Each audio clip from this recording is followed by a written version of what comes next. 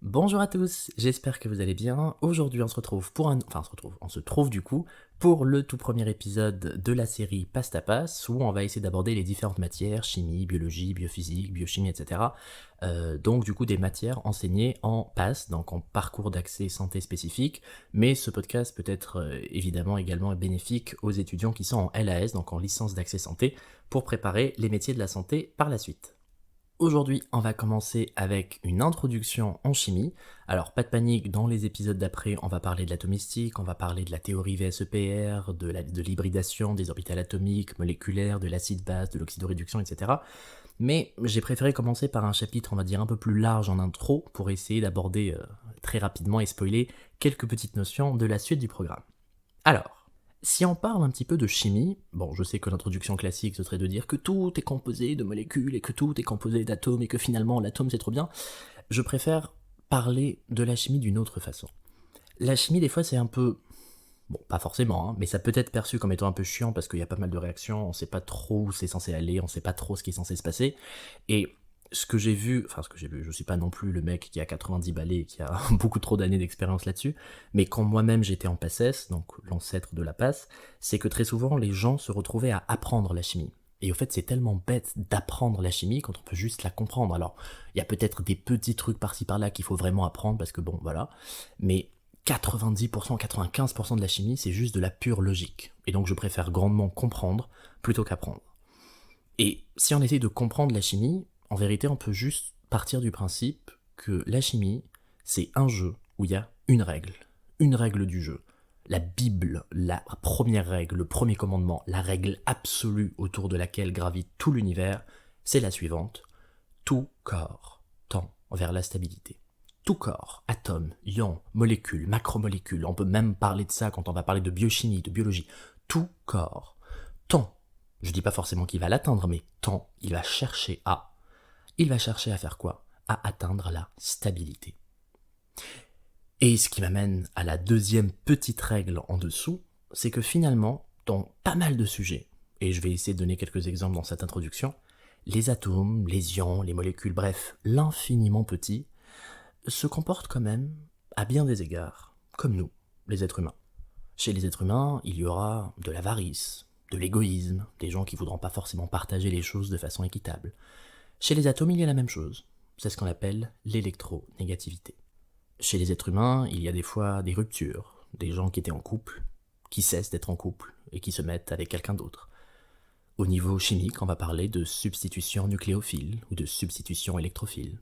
Et en fonction de si jamais vous avez rompu d'abord, puis vous vous êtes mis en couple après, ou si vous avez un peu tout fait en même temps, on parlera de substitution nucléophile d'ordre 1 ou d'ordre 2.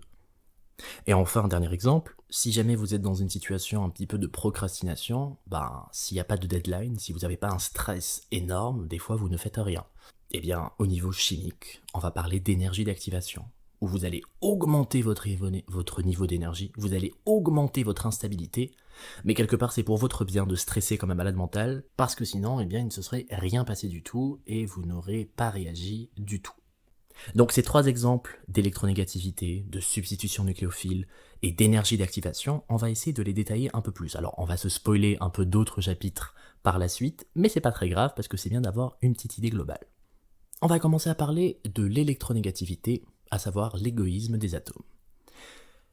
Qu'est-ce que c'est que l'électronégativité? L'électronégativité, c'est l'aptitude qu'a un élément à tirer vers lui, avec plus de force que l'élément d'en face, le doublé d'électrons qui permet d'assurer la liaison covalente. On va prendre un exemple pratique. On va prendre, je sais pas moi, une liaison carbone-fluor. Et on va prendre la corrélation d'un point de vue plus humain. On va prendre par exemple, vous décidez d'aller acheter un MacBook Air, voilà, ou un MacBook tout court. Bon, je précise que ce podcast n'est pas sponsorisé par Apple, mais si Apple tu passes par là, fais-moi coucou. Vous avez 500 euros en poche, votre frère a 500 euros en poche, vous voulez acheter le MacBook qui fait 1000 euros. Si vous y allez tout seul, vous ne pouvez pas l'acheter. Si votre frère y va tout seul, il ne peut pas l'acheter. Vous vous mettez à deux, et chacun, et c'est très important dans la liaison covalente, va mettre la même chose. C'est pas toujours le cas, mais dans ce cas-là, chacun va mettre la même chose, c'est-à-dire la moitié, pour obtenir un tout. Et une fois que vous allez rentrer à la maison tout content, vous allez vous partager le Mac. Donc, en temps normal, dans l'équité absolue, dans l'égalité parfaite, chacun va l'utiliser le même temps. Et donc sur une journée, eh bien vous, tout comme votre frère, vous allez l'utiliser pour une période de 12 heures. Maintenant, et malheureusement c'est un petit peu ce qui se passe parce que sinon il n'y aurait pas beaucoup d'action, il faut créer l'inégalité. Il faut créer l'injustice parce que c'est ça qui permet d'assurer par la suite toute la réactivité. Au lieu de partager l'ordinateur de façon équitable 12 heures chacun, eh bien il y en a un qui va s'amuser à l'avoir 14 heures. Et donc celui d'en face ne l'aura que 10. Peut-être qu'il y aura un frère qui est très égoïste, il va le garder 16 heures, mais celui d'en face ne l'en aura que 8. Peut-être que ce sera carrément du 20h 4 heures, ou du 22h 2 heures, ou du 23h 1 heure. Bref, il y a une multitude de situations, mais le résultat est le même. Il y a une disproportion, une inégalité de répartition de ce qui était censé être commun, parce qu'il a été créé par l'addition de deux contributions communes. Ça, cette inégalité de répartition, c'est l'électronégativité. Alors, regardons plus en détail ce que ça peut vouloir impliquer si vous le voulez bien. Si vous le voulez bien, c'est déjà trop tard, j'ai enregistré l'épisode. Donc, le fluor va tirer vers lui le doublet beaucoup plus fort, et donc le doublet sera beaucoup plus proche du fluor que du carbone. En d'autres termes, le fluor va utiliser le MacBook pendant 20 heures, et le carbone seulement pendant 4. Le doublet, c'est quoi ? Le doublet, comme son nom l'indique, c'est un doublet, donc il y a deux électrons que chacun avait mis de bonne volonté en créant la liaison covalente, un du carbone et un du fluor. Quand le fluor va tirer vers lui le doublet, et que le doublet sera plus proche du fluor que du carbone, le fluor va donc ramener vers lui l'électron qu'il avait mis initialement, bon d'accord, il l'avait déjà, mais plus important, il va ramener vers lui l'électron du carbone, et donc il a un peu plus d'électrons qu'il est censé en avoir. Et le carbone de l'autre côté, bon, il se fait voler l'électron du fluor. Bon, on va dire que c'était pas le sien de base, donc pourquoi pas. Mais enfin bon, il se fait quand même également voler le sien. En d'autres termes, le premier frère n'en a rien à faire de savoir si son frère a gardé l'ordinateur pendant 12 heures. On va dire qu'il était censé déjà les perdre, quoi, entre guillemets. C'était déjà pas les siens. C'est au-delà de 12 heures que ça commence à faire mal. Pour le doublet, c'est pareil. Le carbone, il perd un électron du doublet, bon, qu'est-ce que tu veux que ça lui fasse, au fait, il l'avait pas. Maintenant, il perd celui qu'il avait mis lui-même, là, ça fait mal. Qu'est-ce que c'est qu'un électron ? Un électron, c'est juste une charge négative élémentaire qui gravite autour d'un noyau. Donc, quand je vous dis que le fluor va tirer vers lui deux électrons, celui qui lui appartient et celui qu'il a entre guillemets volé, ça veut dire que le fluor va tirer vers lui une charge négative qui ne lui appartient pas. Et le carbone de l'autre côté, il se retrouve à se faire voler une charge négative qui, elle, lui appartient. Est-ce qu'on peut aller jusqu'au point de dire que le carbone est chargé positivement et que le fluor est chargé négativement ? Non, ce serait mentir. Est-ce qu'on peut dire qu'il y a un frère qui a volé l'ordinateur ? Non. Il y en a un qui continue toujours à l'utiliser et l'autre également, mais bon, c'est juste inégalement réparti. Est-ce qu'on peut dire que tout va bien ? Non plus. Donc, on va pas mettre un plus à côté du carbone parce que ce serait mensonger, et on va pas rien mettre non plus à côté du carbone parce que ce serait beaucoup trop négliger la situation. Et donc, on dit pas que le carbone a perdu son électron. On dit qu'il a un peu perdu. On dit pas qu'il est chargé plus. On dit qu'il possède une partie de la charge plus. Et donc, quand vous allez représenter une liaison covalente carbone-fluor, vous n'allez pas écrire un plus et un moins au-dessus du carbone et du fluor. Vous allez écrire un delta plus et un delta moins. Delta pour dire une partie de. Donc en vérité, un delta, c'est juste un pourcentage. Un chiffre compris entre 0 et 99%, enfin entre 0 et 99%, ou entre 0 et 0,99, ou 99999, bon bref, vous avez compris, pour dire que ça peut pas être égal à 0, parce que sinon tout va bien, ça peut pas être égal à 1, parce que sinon il n'y aurait pas de besoin d'écrire le delta, quoi. Ce serait vraiment une charge plus et une charge moins. Et à ce moment-là, ce serait plus une liaison, ce serait plutôt une interaction ionique, bref. Ce serait plus une liaison covalente, ce serait une, entre guillemets, liaison ionique, mais le vrai terme, c'est de parler d'interaction ionique, parce qu'une interaction ionique, c'est pas une liaison, c'est une interaction. La liaison covalente, c'est un mariage. La liaison ionique, c'est des plans cul. Vous pouvez avoir beaucoup d'affinités pour votre plan cul, vous n'êtes pas unis par les liens du mariage. Et voilà, je viens de passer en Peggy 18. Donc, le fait de marquer delta plus et delta moins, ça vous permet de voir concrètement qu'il va y avoir une partie un peu plus et une partie un peu moins. Dans une molécule qui était censée être, dans une liaison du moins, qui était censée être parfaitement équitable, À cause de l'électronégativité du fluor, qui est plus importante que l'électronégativité du carbone, vous allez créer un pôle delta plus et un pôle delta moins. Vous allez donc créer deux pôles. Vous allez donc créer un dipôle. La polarisation, la dipolarisation de cette liaison est devenue possible parce que l'électronégativité du fluor est plus importante que l'électronégativité du carbone. On peut aller encore plus loin. Qu'est-ce que ça signifie? J'ai créé un dipôle. Ça veut dire que dans cette liaison, il y a un petit pôle plus et il y a un petit pôle moins. Un petit peu comme les aimants avec lesquels on s'amusait à jouer comme des gogoles, les aimants qu'il y avait sur le frigo. Je sais pas si vous voyez c'est lesquels, vous voyez, c'est les aimants, vous les jetez en l'air puis ça fait des petits bruits. Enfin, j'achetais ça quand j'étais petit. Bon, bref. Donc, petite parenthèse nostalgique mise à part, ça signifie quoi? Ça signifie que cette petite partie de la molécule va se comporter comme un dipôle. Et donc le petit côté plus va être attiré par d'autres côtés moins portés par d'autres molécules, et le petit côté moins va être attiré par d'autres côtés plus. J'ai dit la même chose? Je sais plus. Bref, les plus vont être attirés par les moins, et les moins vont être attirés par les plus. Et donc vous permettez ce qu'on appelle tout simplement les interactions du style dipôle-dipôle, la plus connue étant la liaison hydrogène. La liaison hydrogène ou la liaison H, ce n'est rien de plus qu'une liaison dipôle-dipôle. Donc quand on vous parle de liaison H, c'est possible parce qu'il y a eu une inégalité au départ, parce qu'il y a eu l'électronégativité, parce qu'un élément est plus avide d'électrons que l'autre, et donc qu'un élément est plus égoïste que l'autre. Maintenant, on va passer sur le deuxième exemple de comment et pourquoi les atomes et les molécules se comportent très souvent comme les êtres humains. Donc on a vu l'électronégativité et l'égoïsme, on va passer sur la substitution nucléophile et le triangle amoureux, ou la rupture amoureuse. On va parler cette fois-ci d'un film Disney, allez, toujours plus, après Apple on passe à Disney, La Reine des Neiges. Au début du film La Reine des Neiges, la princesse Anna est en couple avec le prince Hans, ils sont même à deux doigts de se marier, l'amour est un cadeau, tout ça. Et plus le film avance, plus on découvre des musiques très sympathiques au passage, et plus la princesse Anna va tomber amoureuse d'un autre personnage, Christophe. Tant et si bien qu'elle va commencer à s'éloigner du prince Hans, et au final, à la fin du film, Anna n'est plus, alors spoil alert, mais Anna n'est plus avec Hans, elle est en couple avec Christophe. Qu'est-ce qu'elle a fait Anna? Anna, elle a juste changé de mec. Elle était avec un mec, elle s'est éloignée du premier, elle s'est mise en couple avec le deuxième, et elle finit avec le deuxième mec. Anna a substitué, elle a changé de mec, tout comme un carbone électrophile va substituer. On va parler de substitution nucléophile. Bon, la chimie c'est peut-être un petit peu moins libéré-délivré qu'un film Disney, donc on va donner des noms aux personnages. On n'est plus avec Anna, Christophe et Hans. On va parler de l'électrophile pour parler de Anna. On va parler du nucléophile pour parler de Christophe. Et on va parler du nucléofuge pour parler du prince Hans. Maintenant, on va détailler un peu plus en détail les personnages en chimie.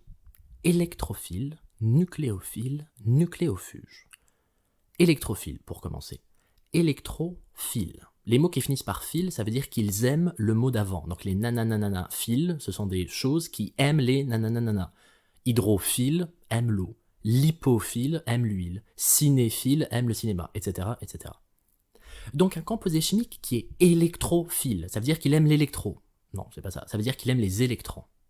Qu'est-ce que c'est que les électrons? Les électrons, ce n'est rien d'autre qu'une charge élémentaire négative.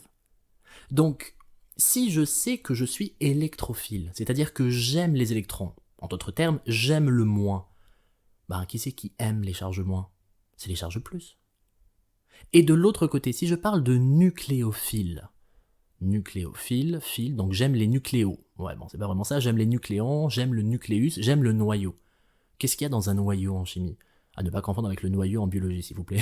Le noyau en chimie, c'est quoi? C'est protons et neutrons. Bon, les neutrons, on va dire qu'on s'en fout un peu, donc c'est protons. Et les protons, c'est quoi? C'est les charges plus. Donc, un composé qui est nucléophile, il aime les nucléons, il aime les protons, il aime les charges plus. Qui c'est qui aime les charges plus? C'est les charges moins. Et enfin, nucléofuge. Lui, il est un peu plus compliqué. Nucléo, ok, donc ça commence comme avec l'autre. Fuge, comme transfuge, comme le verbe fuguer. Tout ça, c'est un peu la même chose. D'ailleurs, à chaque fois que vous avez un mot que vous comprenez pas trop, essayez de faire de l'étymologie, essayez de voir dans quel autre mot vous avez vu ce préfixe, ce radical ou ce suffixe.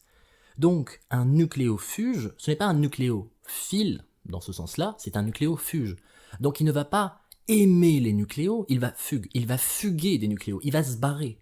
C'est pour ça que nucléofuge, il a un autre nom, on parle de lui en tant que groupe partant. Nucléofuge, c'est vraiment pour briller un peu en société en disant oui, je sais, c'est un nucléofuge. On peut l'appeler également le groupe partant. Le groupe partant, c'est Hans, bah, c'est vrai qu'il s'est barré au final. Le nucléophile, c'est Christophe. Et l'électrophile, c'est Anna. Bien. Maintenant, j'ai dit que l'électrophile, il aime les charges plus, et le nucléophile, il aime les charges moins. Donc, le nucléophile, il aime le nucléo, il va venir vers lui. C'est Christophe qui vient vers Anna. Alors qu'un nucléofuge, bah, il va fuir. Et il va fuir, bah, le nucléo, il va fuir le composé qui est entre guillemets chargé plus. Donc c'est le prince Hans qui a fui Anna. Donc en vérité, dans ce triangle amoureux, il y a un couple initial qui bat de l'aile, parce que bah, le mec a envie de se barrer, la meuf est pas très heureuse avec lui, et le deuxième mec qui vient, pour entre guillemets régler la situation, c'est le nucléophile, Christophe, qui vient se mettre en couple avec l'électrophile, Anna, et qui va donc rendre le nucléofuge, le prince Hans, célibataire. Bon, maintenant qu'on a précisé ça, on précise une deuxième chose. Les moins qui aiment les plus et les plus qui aiment les moins, c'est pas forcément une charge entière. Ça peut être des delta moins et des delta plus.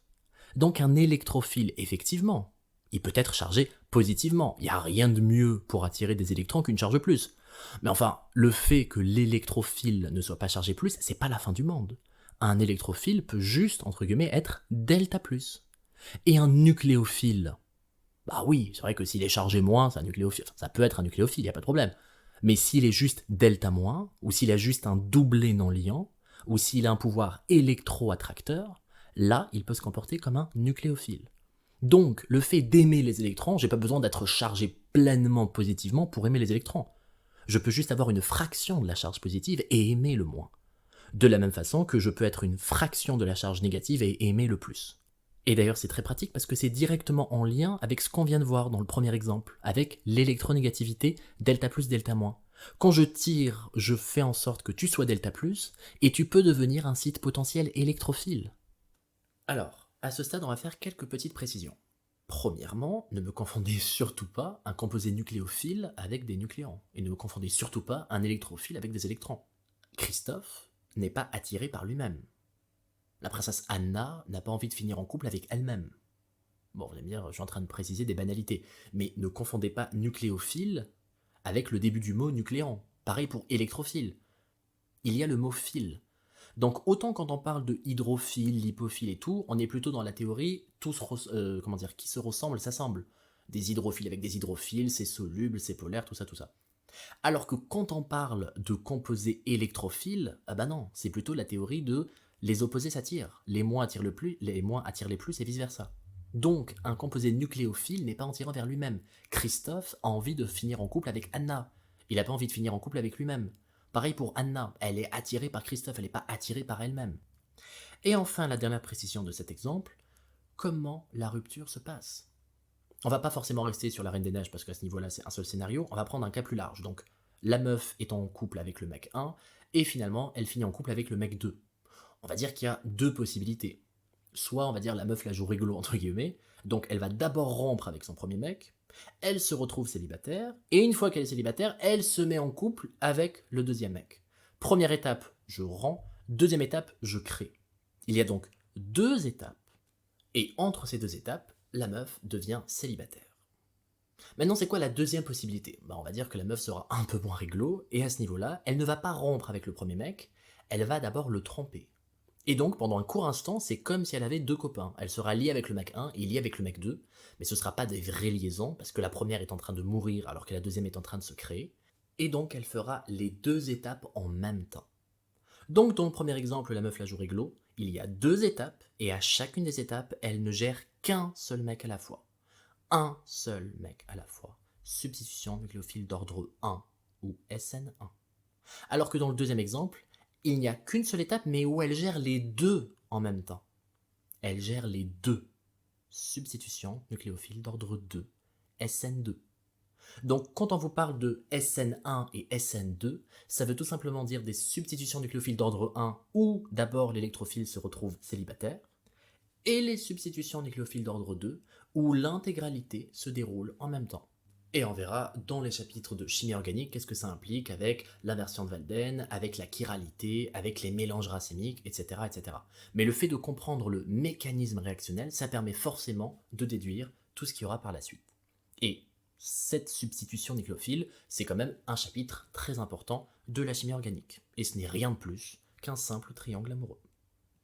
Donc, on a vu électronégativité et égoïsme, on a vu substitution nucléophile et triangle amoureux, on va finir cet épisode avec énergie d'activation et procrastination. Alors, on rappelle encore une fois la règle absolue, le premier amendement, le premier commandement, enfin le premier amendement, non, ça c'est à l'Assemblée nationale. Le premier commandement, la Bible absolue, quelle est la règle? Tout corps tend vers la stabilité. Je peux même rajouter une petite précision sur cette règle. Qu'est-ce que c'est que la stabilité? La stabilité, c'est réussir à diminuer son énergie interne. Donc je peux réécrire la première règle, je peux réécrire la Bible, c'est bizarre à dire comme ça. Tout corps tend vers la stabilité, ça veut dire que tout corps tend à diminuer son énergie interne. Et donc quand un composé a une énergie interne qui est très élevée, il est très peu stable. Et vice versa. Si je vous prends vous en boîte de nuit à 2h du matin un vendredi soir avec 2 grammes d'alcool dans chaque bras, avec je sais pas combien de Red Bull en train de vous déhancher comme un ou une fou furieux, un fou furieux / une folle furieuse, vous n'êtes pas stable en fait. Vous êtes extrêmement énergétique, vous êtes en train d'aller dans tous les sens.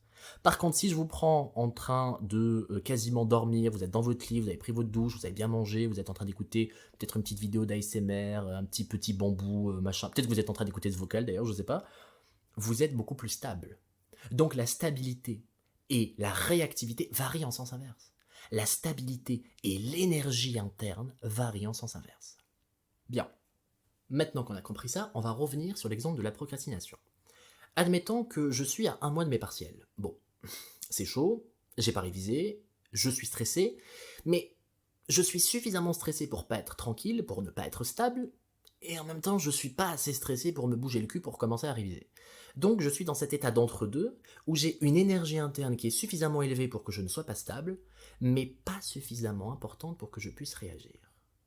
Et puis le temps va avancer, on sera plus à 1 mois des partiels et je n'aurai rien touché, je serai à 3 semaines des partiels, et je bouge pas. 2 semaines des partiels, je stresse encore, mais pas assez, je révise pas. 10 jours des partiels, je commence pas à réviser, mais je stresse beaucoup. 7 jours des partiels, ok. Là, je suis à 1 semaine, c'est trop tard, je commence vraiment à m'y mettre. Enfin, il faut pas que ce soit trop tard, justement, mais je suis à 1 semaine, j'ai atteint ma limite, ok, je ne peux plus attendre, j'ai atteint un niveau de stress suffisant me permettant de bosser. La molécule, c'est ça, au fait. Très souvent, la chimie, en fait, les molécules, c'est des feignasses. Et tant qu'elles ne sont pas obligées de le faire, elles ne vont pas le faire. Donc l'énergie d'activation, c'est quoi? C'est le fait de pouvoir atteindre une certaine instabilité, donc une certaine énergie interne, pour pouvoir réagir. Je suis à 1 mois des partiels. Je ne suis pas zen, je ne suis pas archi stressé non plus, mais je ne fais rien. Et le fait d'augmenter mon énergie interne, le fait d'augmenter mon stress, ça me fait monter en énergie. Je passe ce gap de l'énergie d'activation, et maintenant que je suis arrivé au summum du stress, là je vais vraiment me bouger le cul pour pouvoir bien réviser, j'ai de bonnes notes, et là, je diminue mon énergie interne, tout est bien qui finit bien, j'ai validé mes partiels. Donc en vérité, j'ai envie de dire, c'est un peu comme pour tout. Si vous n'avez pas vraiment la motivation de faire un truc, vous ne le faites pas et vous restez dans cet état d'entre-deux où vous n'êtes pas forcément heureux, mais vous n'êtes pas forcément stressé. Mais quand vous arrivez à ce stade où vous êtes vraiment au pied du mur, vous êtes obligé de faire le truc, sur le coup, vous détestez ça parce qu'il faut sortir de la zone de confort, mais sur le long terme, c'était le pari gagnant.